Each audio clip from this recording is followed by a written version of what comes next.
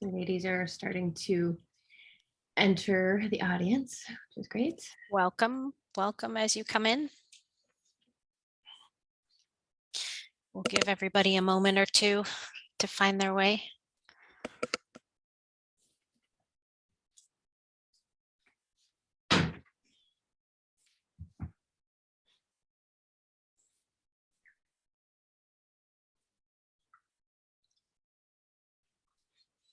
There might be a little pup wandering around behind me at various times.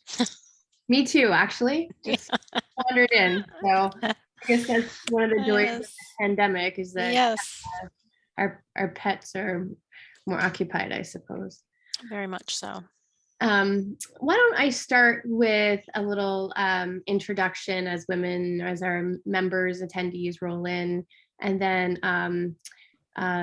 I'll pass it on to our panelists once we're ready to go.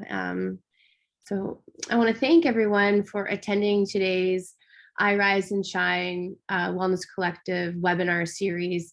Each month, a member, excuse me, of our Wellness Collective will present on topics that are germane to our community of young women who are thriving during and after breast cancer. Today, I'm super excited to offer a warm welcome to Shailini George, who's a professor of legal writing at Suffolk University Law School. She will present a webinar titled Empowerment Through Mindfulness, excuse me. Professor George teaches legal writing, and her scholarship focuses in the areas of lawyer well-being, mindfulness, and the cognitive science of learning. She is the author of the recently released The Law Student's Guide to Doing Well and Being Well, as well as the co-author of Mindful Lawyering, the Key to Creative Problem Solving, and the Law Review articles on distraction and cognitive science of learning, and why law students need mindfulness training. So without further ado, I'm going to turn it over to you, Shailini, and so you can present. And if anybody has any questions, please feel welcome to type your questions or your comments into the chat box, and I will share that for everyone to hear.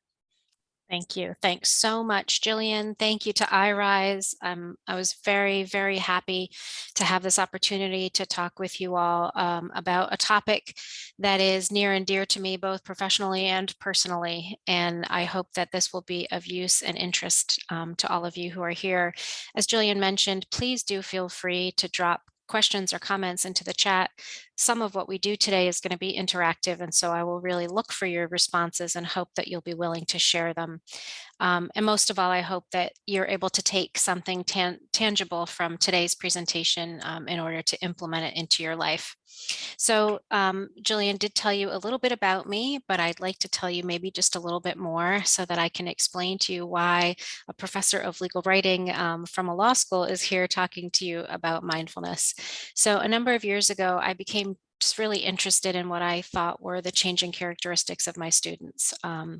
Lots of phones and laptops, and just a change in the way that we approach information and how we process it. So I did some research, as was mentioned, about the cognitive science of learning, and very specifically about distraction and what it does to our brains. And that sort of led me naturally to my next piece of work, which is that once I had identified a problem of distraction, I wanted to think about what the solution to that was. And the solution kept coming back to this term of mindfulness. And that about, I guess, 7 or 8 years ago, started me on a journey, both personally and professionally, to explore the concept of mindfulness and how it can help us. So I did write another book with a couple of my colleagues, but what has really prompted my work now in well-being is this latest book that I wrote, which is called The Law Student's Guide to Doing Well and Being Well. But quite frankly, it's anybody's guide to doing well and being well. I had to put law student on it because I'm a law professor and because I have an academic publisher who really wanted to make sure it was clear who my audience was. But the topics in the book apply to anyone in any profession, in any place in their lives, because I talk about in the book and what we're going to talk about today are ways of finding focus and concentration and mindful moments in our life. And there are also chapters on sleep, stress, resiliency, exercise, and nutrition. So all of those things I think we can agree are important to everyone. So let's start with the concept then of what do I mean by mindfulness, and how do I look at it? So you might think of mindfulness as something being religious or spiritual or mystical in some way. For me, it's a very down to earth kind of way of looking at it, which is just for us to experience our lives, to be truly in the moment of where we are, to feel the sunshine, to feel the hug of a family member, to be in a conversation with a loved one, and not to be thinking about 1,000 other things or trying to solve, other problems at the time where we want to be giving our attention somewhere else. So this little comic to me represents where many of us are in our lives. The person on the left, that is, walking out, going for a nice walk, maybe with your child, maybe with your dog, and you have a million things bouncing around in your head, things that you need to do, problems that you need to solve, issues that have come up, and what are you going to get from the grocery store? What's for lunch? What's for dinner? I mean, you name it. There are so many things that we have to think about all the time. And what we might want to really be focused on is, how does that sun feel on our body? How beautiful are the flowers that we're walking by? Because if we're not mindful in those moments, I think we lose the opportunity to really be present and enjoy the life that we have. So for me, mindfulness is sort of a basic concept of just putting ourselves in the best position to appreciate those moments that we have in our lives, and not being somewhere else while they're happening. So to think about mindfulness, some people think of mindfulness as being very brain centered, and I like to think about mindfulness in all aspects of our well-being. So well-being is multidimensional. We might be used to thinking about one aspect of our lives, but actually it's all of these aspects that together can make us on a better path to well-being in general. So the things that I talk about, the types of well-being that we'll talk about today: physical well-being, and that doesn't necessarily mean being in your top physical shape, but it means being active and being aware and conscious of looking after your body and its physical needs, and not just letting things happen to you. Intellectual well-being, being creative, finding ways to expand your knowledge and your skills, building on what you've already done, finding ways to make it better. Relational well-being is not just being in relationships, but it's having a sense of connection. It's being part of a community, which I'd like to point out, the iRise organization is really one of its, I think, greatest concepts, is bringing this sense of community to people who may have been dealing with things just on their own and not realizing how much community and what a support system there could be. Emotional well-being, not just about being happy and content, but developing the skills to handle stress and to be resilient when facing challenges.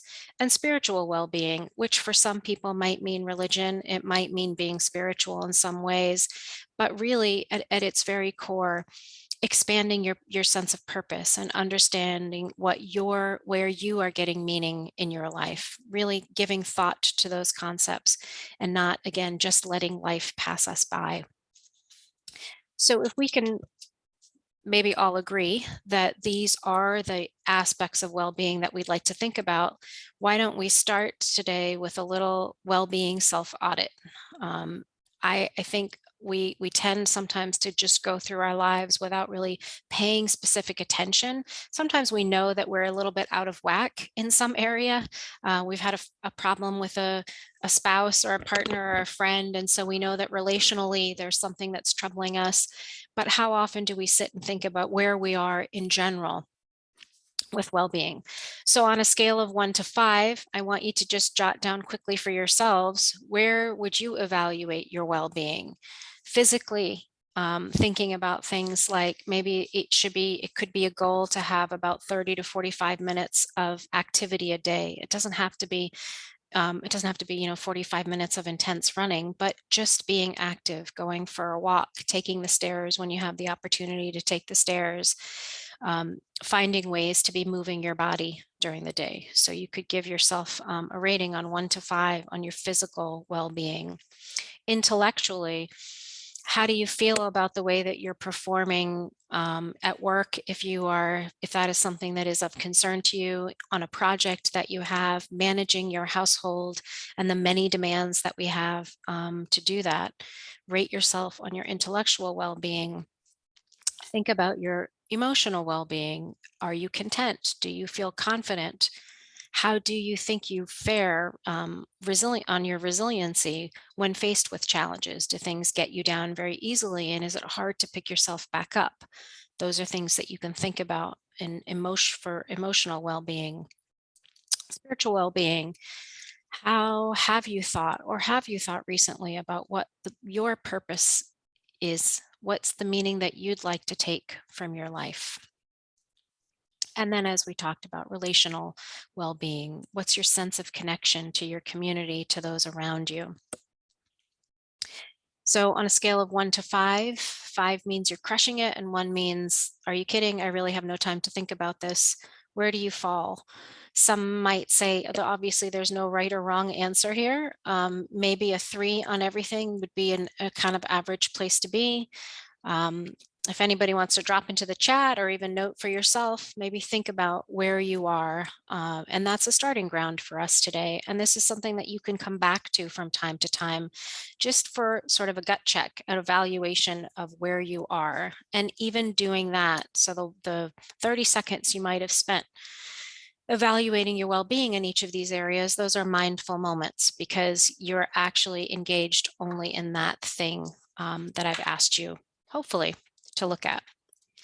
So one thing I meant to start off with was, if you have a phone, I would ask, gently request that maybe you put it in another room while you're attending this webinar. If you have alerts on your laptop that are going to keep calling for your attention, maybe turn some of those off, so that, and if possible, I understand that there are always circumstances that can make that difficult, but if possible, give yourself the gift of the next 45 minutes of just being really involved and engaged in thinking of your own mindfulness. Because there are some barriers that we face. It's not so simple as just to be able to say, I want to be more mindful, and then ta-da, we'll be more mindful. The world is really developing in a way that makes it particularly difficult for us to be mindful. So I wanted to talk briefly about 3 challenges that I think we all face. One is something called cognitive overload. Another is distraction addiction, and that is part of the reason why I suggested maybe you put your phones away, because they are powerful, powerful magnets for our attention. And then the third thing is stress. So those are 3 big things that can really affect our ability to be mindful and in the moment. So we're going to talk a little bit about each of those. Cognitive overload, here's a perfect image, right? When you have a lot of things that you need to attend to, you're trying to think about a lot of things at the same time.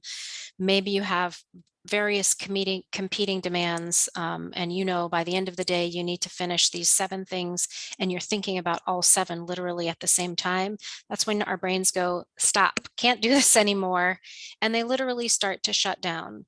So the science shows that we can think about a maximum of maybe 4 to 5 things at one time.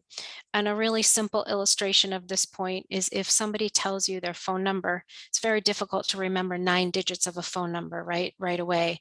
4 or 5 digits easily stays with us. So that's a very simple illustration, but it's the same idea. Our working memory, or where our brains process information, it can only hold a certain number of things at a time. So this is why, if you have, for example, maybe you have a big project for work, or what I tell my students, you have an exam or you have a paper that's due, it's never going to pay off to have a big long cram session or stay up all night to work on something, or say, I have this thing that I need to do for Friday. I'm going to spend all day Thursday doing it. Your brain shuts down, and you reach the point of diminishing returns. So when we have, or when we are like that, the illustration I showed you to start off, the person with all the things bouncing around in our minds all at the same time, we are just draining our brain's resources. And then when we really need to think clearly about something, or we really want to be in the moment, we really want to connect with someone in a conversation or really think through a problem, your brain's tired and it's going to shut down and it's not going to perform well for you in that instance. So cognitive overload is one thing that we really, really have to think about. This is a very, as you can see, because it's drawn in sort of chalk, this is a very simple illustration of the brain that can help us understand why cognitive overload, or trying to do a lot of things at one time, is really difficult for us. So as again, a very simple illustration, but to think about where our brain uses and processes information. So the frontal lobe, that is your brain's manager. That's where your prefrontal cortex is. That's where you make decisions. That's where you have all of your executive functioning takes place. So your judgment, your memory, your thinking, your deep focus, it all happens in that frontal lobe. And we're all familiar with this, right? You know what that feels like when you really are thinking hard about something, you're worrying about something, or you know that you need to really produce some good quality thinking about something. We almost rub our foreheads because we can feel that this is where that work is taking place. Converse to that, the parietal lobe, or in the back of our brain, it's sort of like your brain's scratch pad. So your senses, you see, hear, smell, taste, touch things, and your brain takes in all of that information through the parietal lobe in the back of the brain. That used to serve us very well when we needed to be alert to dangers in the environment. In prehistoric times, where the brain would ignite by something that our senses took in, and it would alert our bodies to take some action or motion in relation to that. The problem that we have now is that the science shows that that same part of our brain is ignited by every text message or every email or every ding that we get from, an Instagram post or a phone call, whatever the case may be. And these two parts of our brain are working in competition with one another. So to be mindful, to be focused, to be in concentration, we need this part of our brain. But the constant onslaught of social media, of this 24/7 world that we live in, which is littered with distractions, ignites the back part of our brain. So they don't work well at the same time. And the more we allow the back part of our brain to play with us, we feed it that distraction, the less we are able to harness our brain's resources to be mindful, to be focused on ourselves, to think about all those aspects of well-being that we talked about earlier. So what ends up happening is something called a distraction addiction. This is my term, but I think it's a telling one. And if, for example, you listened to me earlier and you put your phone in another room, you might be thinking, I wonder if someone's trying to reach me. I wonder if I got that email I've been waiting for. I wonder if there's something that I'm missing, and I don't have it in my hand and it makes me uncomfortable. It really is like an addiction. There was a study that was done with college students where they put the students separated them into three groups, and they gave them some really difficult memory and concentration tasks to do. One group had their phones with them on their desks. One group had although they did have the phone face down and on silent, but they had it on their desks. One group had their phones in a pocket or a purse or wherever they usually carried the phones. One group left their phones in another room. Guess which group did the best on the concentration tasks? The group that had their phones in another room were able to perform the best. And what the researchers theorized from this was that just having the phone near you, even if it's turned face down, even if it's silent, your brain is still lingering and thinking about what's happening there. And even if you might think to yourself, but I'm not looking at it, the second that you have to to say, tell yourself not to look at your phone is a second that you're not engaged in the world in the moment that you're in. So even thinking, I'm not going to look at my phone, is an instant where you are not connected to the world in the moment. So it is very distracting, and phones are very addictive. So can't we just tell ourselves then, brain, focus. I want to be in the moment. I'm now going to do 45 minutes of meditation, and this is really going to be good for me. Your brain's going to fight you. Your brain is not used to that. Our brains crave novelty. They like novelty, and we are constantly giving our brains novelty. So if we're living like this all the time, and then suddenly we say, now I'm going to focus, our brains don't respond to that very well because they're not used to it, right? I look at people waiting in line for coffee, looking at their phone, waiting for a friend to meet them, looking at their phone. I look at my students waiting for class to begin, looking at their phones.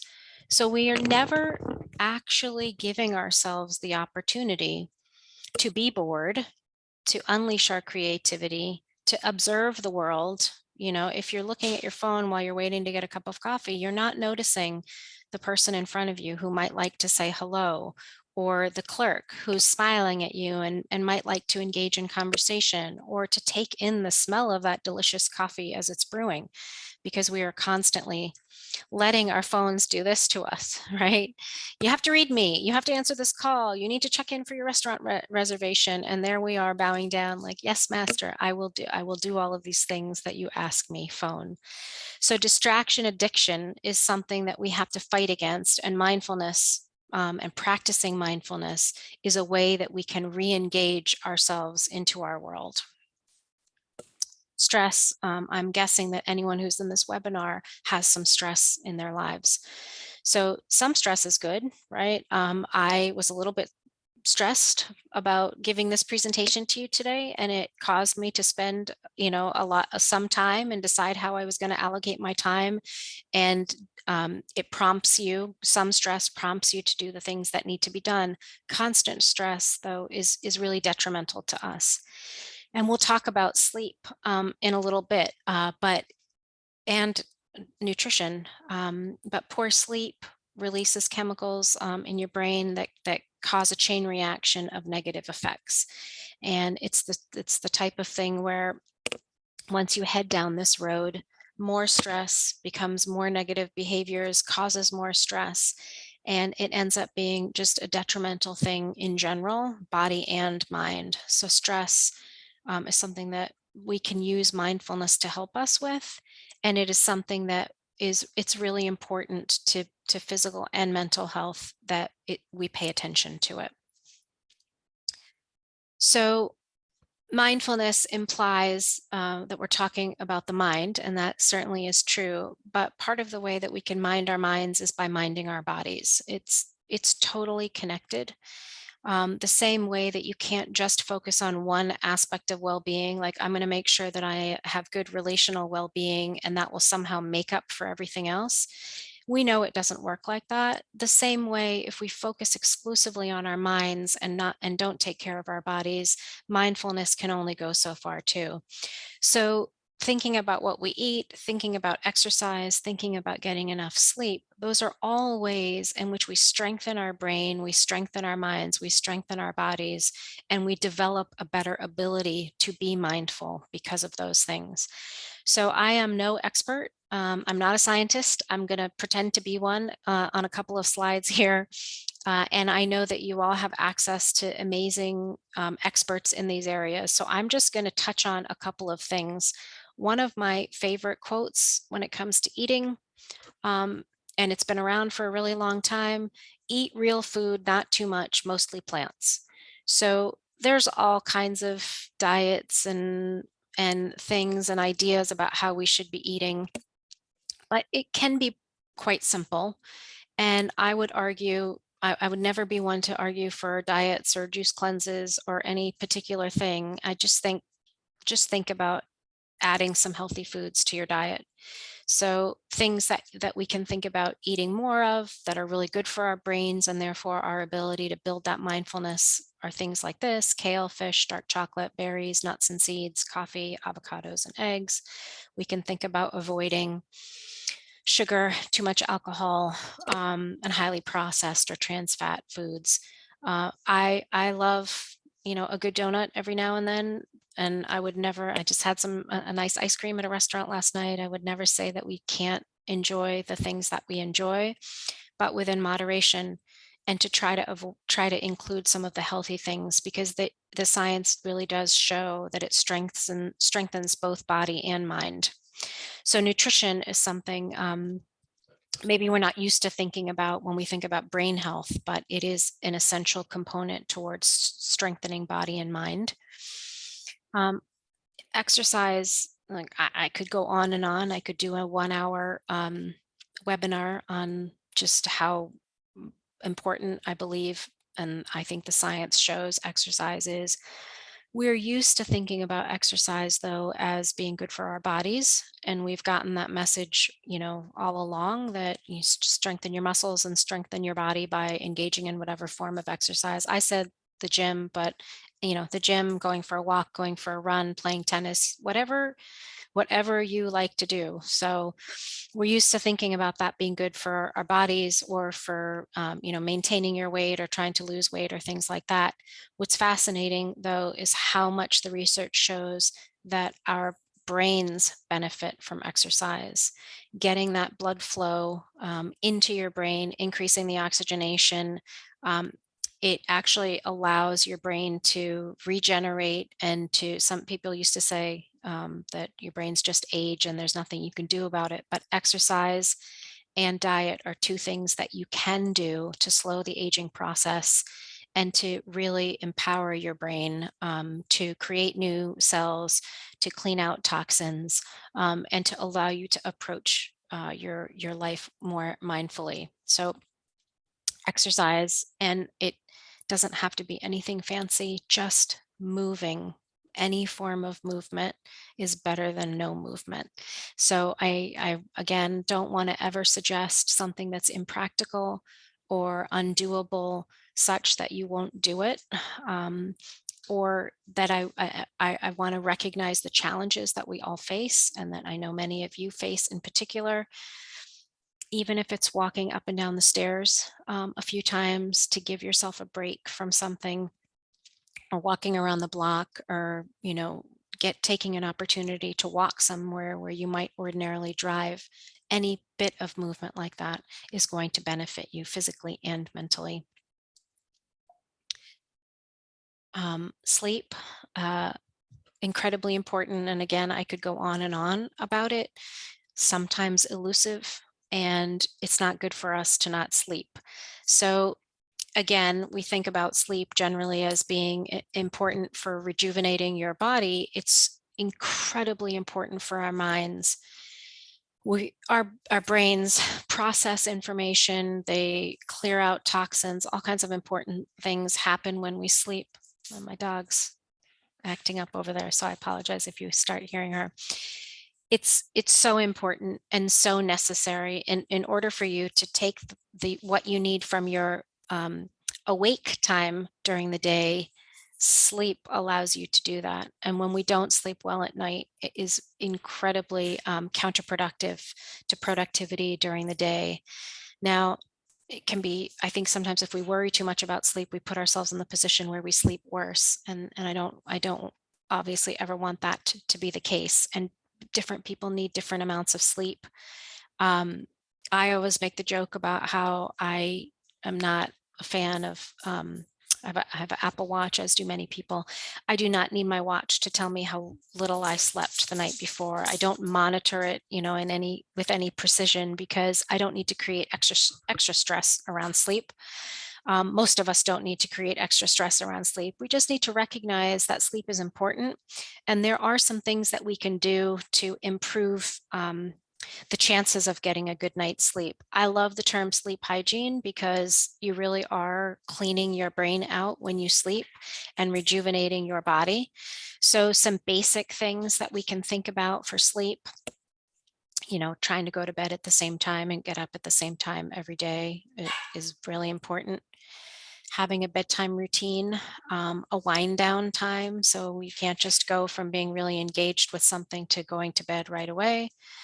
Napping, sometimes very appropriate, but just try not to nap for too long. Here's the huge one: unplugging from your devices.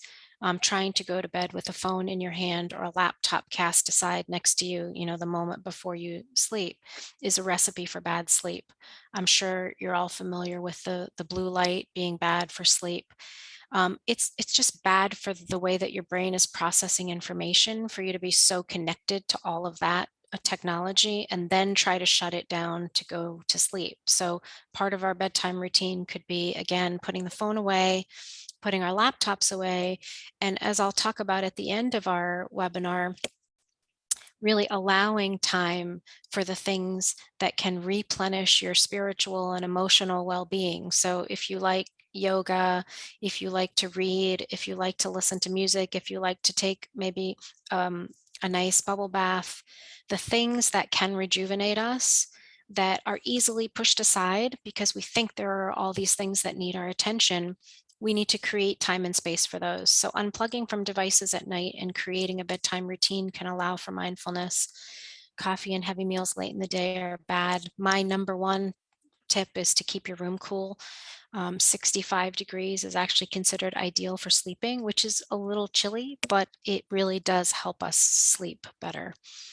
So those are just some general tips. So there's all this stuff I told you about, all these kinds of, all this well-being, all these things we want to think about, and we want to eat well, and we want to exercise, and we want to sleep. And it's a whole lot of stuff to think about. And how do I do all of this? This is where I'd like us to practice a couple of mindful techniques that we can use to help us consciously and intentionally live our days. And the first thing that we're going to work on is some mindful breathing. So I'm a big proponent of being aware of your breath and being aware of where you are physically at any given time, because that will help you connect to yourself mentally in the best way too. So breathing is something that we do obviously all the time unconsciously. I want to suggest that we breathe mindfully at times, because connecting to our bodies is part of what allows us to hear and listen to our bodies, rather than running around and masking signs or symptoms that there are things that we need to attend to. So breathing is really super important. Again, I'm going to say I'm not a scientist, so I'm going to pretend to be one in a few minutes. And if there are any real scientists listening, I beg forgiveness if I oversimplify things. Breathing slowly calms your nervous system. So to the extent you are feeling stressed, or you are very worried about something, or you have something that's weighing in the back of your mind, you might be breathing fast, and that may be igniting your nervous system. And there are ways that we can work to slow that and to calm our bodies. So let's do this for one moment. What I'd like to do is have you, this is a very simple, all I want you to do for 1 minute is count how many breaths you take during the minute. So no particular style of breathing, nothing fancy here. I literally, I'm going to tell you when to start, and all I want you to do is count how many breaths you take during this minute. So let's start now.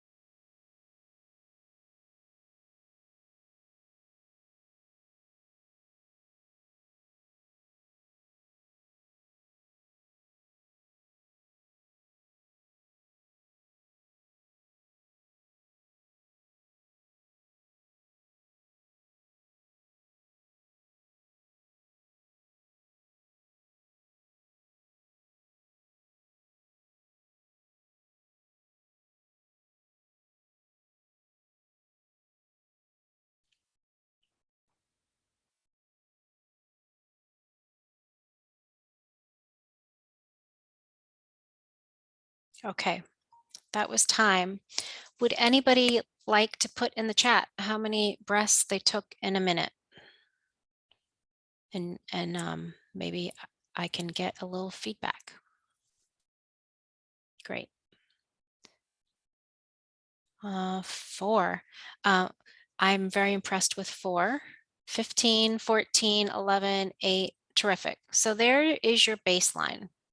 Okay, that's where you are right now. There, again, no right or wrong here. That's just a way for you to be aware of where you are internally in the moment.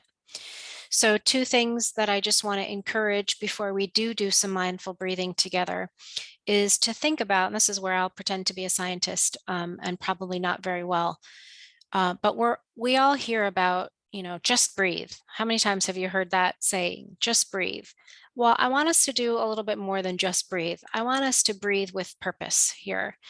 And we hear a lot about, the reason we're doing this is we want to think about taking in a lot of oxygen. People say, take in as much oxygen as you can, fill your lungs with oxygen. That's absolutely good and true.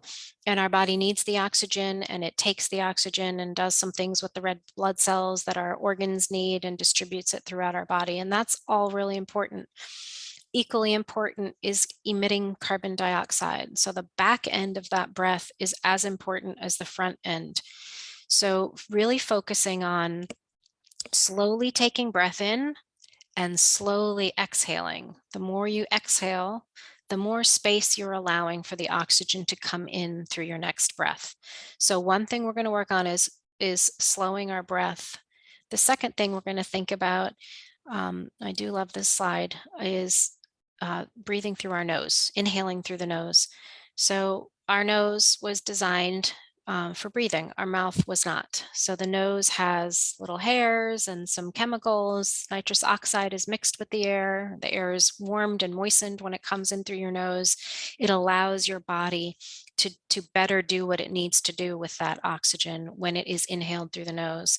And then we'll exhale through our mouth, because we can exhale very efficiently and effectively really push air out when we exhale through the mouth. So those 2 things I would like you to consider as we practice something called box breathing. This is one of my favorite breathing techniques when I feel like I need to ground myself a little bit, when I feel like I'm running around and there's something important that I want to focus on, or I just have the sense that I need to calm myself, prepare myself for something before I engage in a work session, which is another thing we're going to practice in a few minutes. Like if I need to do some writing or some research, or tackle a problem, and I know I need to really focus my mind, this is a style of breathing that I would do to do that. So what we do in box breathing, we're going to inhale to the count of 4, and we're going to inhale through our nose. We're going to hold for 4, and that 4 seconds then allows our body to take all of the nutrients that it can from the oxygen.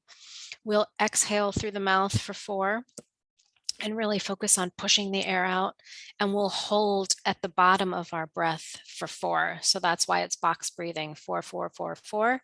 We're going to do it for 2 minutes together.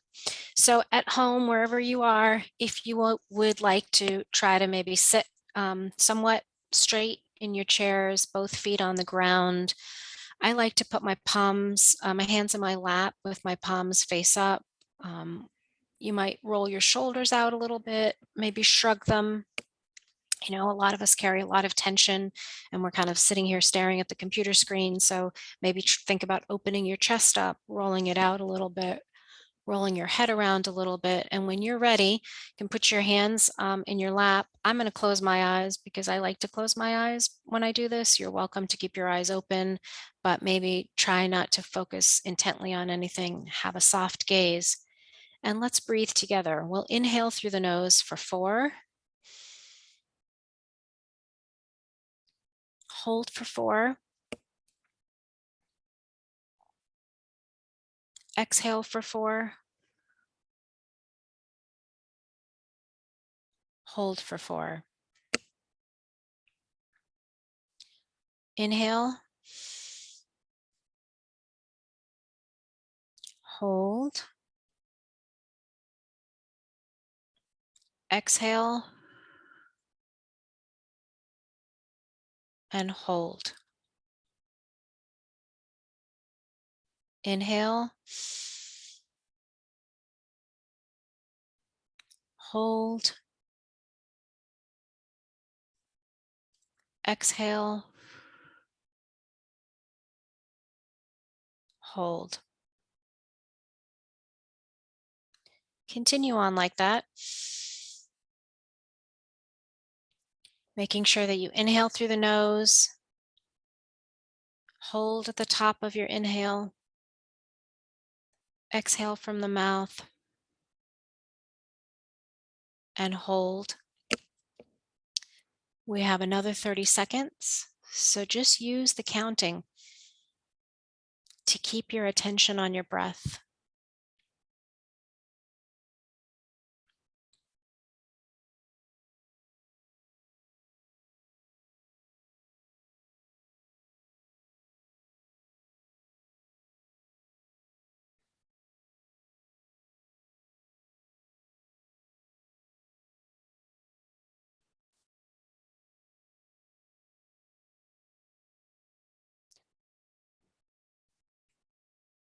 Okay, and that's time. So after those 2 minutes, ideally, I mean, it's a very short amount of time, but you should feel that you've calmed, your nervous system has calmed slightly. So let's do another little experiment and see if you did calm your nervous system.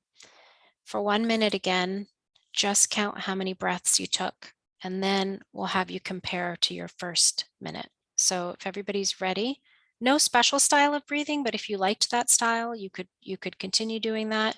You might think about the inhaling through your nose, exhaling through your mouth, but you can do this breathing however you'd like. Start.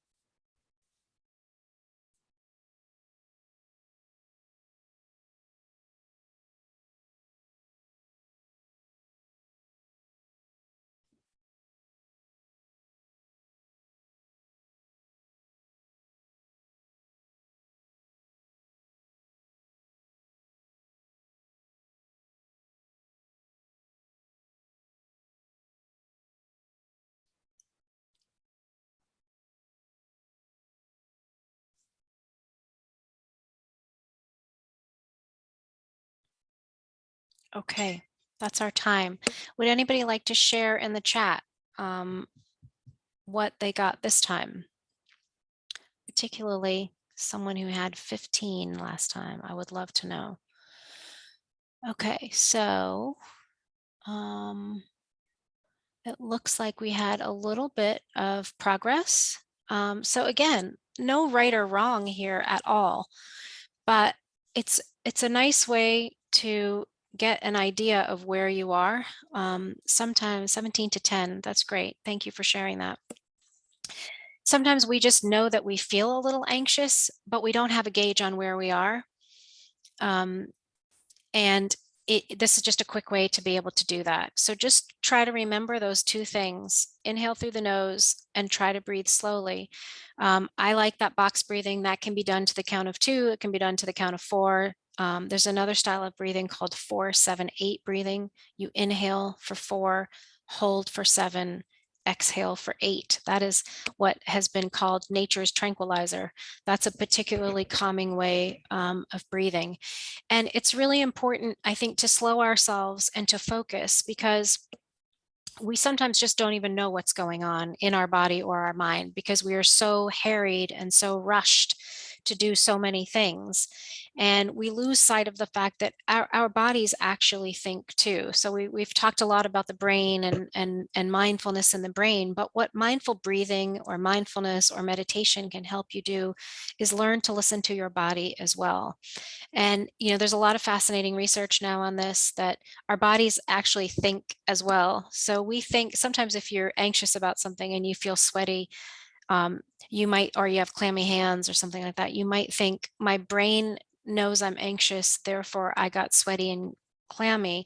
But the research is showing that we actually sometimes become sweaty and clammy before we have the thought that we're nervous. So our body is having these feelings and telling our brain on occasion. And I think we intuitively know this sometimes. If you think about these sorts of terms, your a gut instinct or trusting your gut, that literally is an intuition that your body is getting about a situation. And that is something to keep an eye on. Uh, when you get a feeling in the pit of your stomach, or a feeling of dread, your chest is pounding, your heart is in your throat, or sometimes just a nagging feeling, that's your body giving you clues. And it's your body is constantly taking in stimuli from your environment and processing it. And I think we're used to kind of ignoring that or pushing that down or being so busy that we don't acknowledge that our body's telling us something too. So one of the powers of mindfulness, of mindful breathing, if you're familiar with the body scan, the first time that I did an official mindfulness training, I had to do all these body scans every day, 45-minute long body scans. And it used to drive me crazy at first. I couldn't understand why I was spending that much time. And then I came to realize it's to put you in touch with your body so that you can feel the body telling you something needs attention, something doesn't feel right. So slowing ourselves down allows us to listen to our bodies as well. Now, I promised a little bit of work on productivity, and showing you how we can use focus in order to get through more things during our day. So let's say you have 10 things to do during the day and you're worrying about all 10 all day long. It might take you longer to do them. You might make mistakes while you're doing some of these things, as opposed to finding a way to create focus time for yourself and really giving your full self over to whatever it is that needs to be done. So I have a very simple process that I use, and we're gonna try it right now. So I hope if you brought anything with you, a to-do list, a journal entry, an assignment, a work project, a letter that you need to write, if you brought anything like that, this is where we're going to use it. And if you didn't bring something, I would actually suggest that maybe you just free write while we're doing this process, and that too will help you become more in tune with what might be kicking around inside. But the process is quite simple. The first thing you do when you sit down to try to achieve this productivity is to make sure that you have an intention or a goal, very specifically, not I'm going to work on some stuff, or I need to do these, here's a to-do list with 6 things on it and I'm going to work on my list. No, try to have a very specific goal in mind. And so hopefully the thing that you brought to work on today is a very specific thing. And that's the only thing that you're going to focus on, is that one thing. Try to clear your physical space when you do need to focus on something. Don't have bills that you need to pay lurking in the background. This also obviously means clearing your technology away. Try not to have other things around you or in your vision that could pull your attention away. Getting yourself ready to work mentally, the kind of breathing that we just did is what I do with my students, and what I do myself when I need to sit down and really accomplish something is I spend 5 minutes just deep breathing and paying attention to the thoughts that pop into my mind. And then I jot those down so that you don't have to worry about those things as you engage in the work. You won't forget about them. But sometimes, and this is very typical even for like a middle of the night, like there's all these things that keep coming to us and they seem really big and really important at night. They seem a little bit less scary when they're written down and we know that we can attack them later. And then you just put yourself in the position to work. So I know we don't have a tremendous amount of time, but let's take 4 minutes. Okay, for 4 minutes, whatever it is you brought today that needs your attention, I want you to just engage deeply with that task and that task alone for the next 4 minutes, starting now.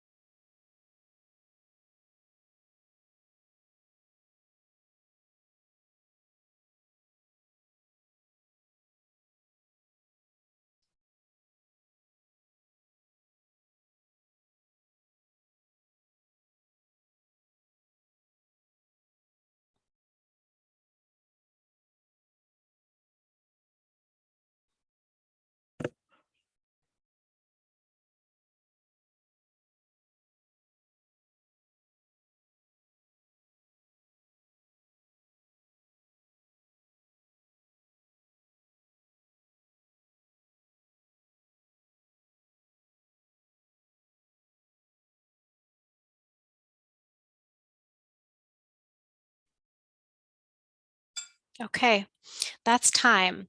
So I'm thinking, so 4 minutes felt like a really long time to me. I don't know about you. I hope that if you did have something that you worked on in those 4 minutes, you were able to feel what it's like to just be engaged in one thing and to give your full attention to it, and how powerful that can be. Very quickly, other ways that we can practice mindfulness, honestly, it can be in anything, but if you're walking, running, if you're doing meditation, if you like yoga, if you like reading, if you like knitting, whatever the thing might be, just be in that one thing. Um,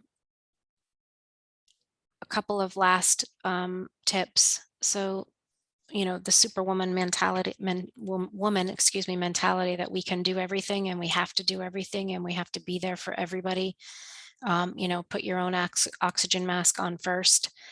Think about taking care of yourself, and that you will be a more healthy and whole and productive and happy person if you attend to yourself, along with attending to everybody else. And I alluded to this earlier when I talked about not having devices in bed at night, but really thinking about having an end of day for yourselves, a time when you stop taking care of everybody else and you're getting ready.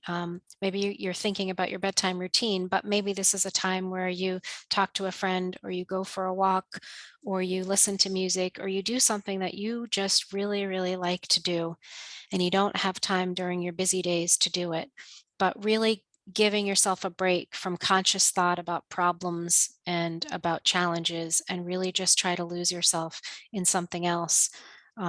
That freedom, giving your brain that ability to just engage in something that it really, really wants to do, can help you be more rejuvenated and more productive and more focused the next day, as opposed to just climbing into bed with your to-do list and your phone and your laptop and kind of drifting off to sleep when your show is over. Um, so that I wanted to leave a couple moments for questions. So that was really all I had. I want to leave just with this concept that we have a certain amount of willpower in us. We have a certain amount of willpower to do things. And so the more we create healthy habits, that is sort of a default setting. And we don't have to use a lot of our willpower to do these things. They just become habits. And therefore, that willpower or that brain power, that energy that you need to get through challenges or to get through your days, you can put towards those things and not towards things like, how will I get this particular thing done, or how will I make sure that I enjoy my time with my son or my daughter in that hour after school, or things like that. And that was all I had. I would love any comments or questions or anything that anybody would like to know more about. And thank you. Thanks so much for being here and for your attention today. I hope it was like a 55-minute break from your day.